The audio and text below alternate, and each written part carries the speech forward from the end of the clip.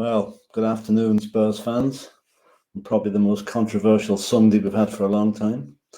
Sure as you all know by now, yesterday evening after the Southampton draw, Antonio Conte threw just about everybody concerned with Tottenham Hotspur under the bus.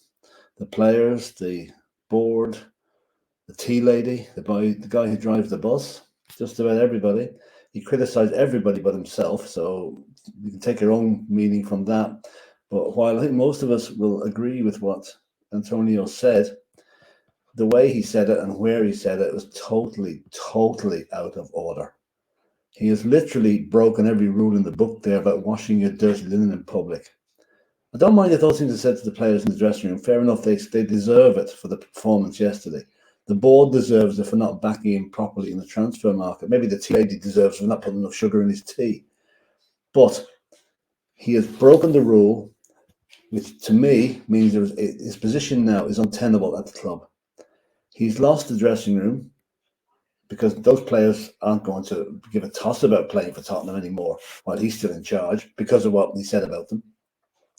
It's probably just as well as an international break now because if we had a game next week, I'd hesitate to see what sort of performance we put in.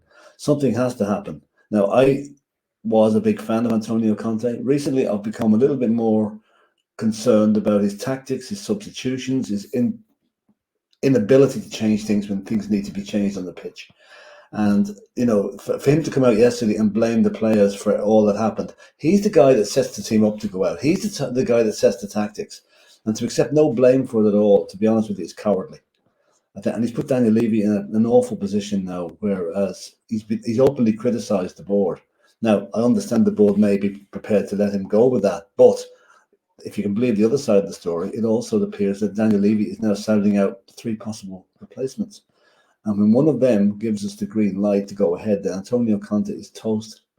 And I honestly think that's the only best way for the club, because for us to finish in top 4 now, we need a new manager bounce. The atmosphere in that dressing room is going to be toxic. It may have been toxic for a while. It's even more toxic now by a guy who's literally made himself out to be not to blame for any of this. Now, everybody's blame. There's blame to be attached everywhere. He cannot detach himself from that. He is at fault for a lot of things. But listening to that press conference, he was the only one that hasn't attributed any fault to himself.